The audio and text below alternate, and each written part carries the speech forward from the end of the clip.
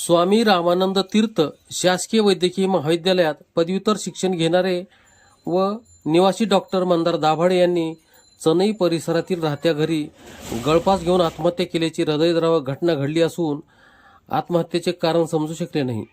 उच्च शिक्षण घेणारे हुशार वैद्यकीय क्षेत्रातील भविष्य उमदा होतकरू तरुणाने आत्महत्या केल्याने वैद्यकीय क्षेत्रात खळबळ उडाली असून हळहळ व्यक्त केली जात आहे। चनई परिसरात रोहिदासनगर भागात भाड्याच्या खोलीत राहणाऱ्या डॉक्टर दाभाडे सकाळपासूनच खोलीचा दरवाजा बंद करून असल्याने तसेच हाका मारून फोन करून कोणताही प्रतिसाद मिळत नसल्याने परिसरातील नागरिक व त्यांच्या सहकाऱ्यांनी पोलिसांना कळवले। तेव्हा पोलिसांनी दरवाजा तोडून आत प्रवेश केला तेव्हा डॉक्टर दाभाडे यांचा मृतदेह गळफास घेतलेल्या अवस्थेत आढळून आला। शवविच्छेदनानंतर व तपासानंतर माहिती समोर येईल।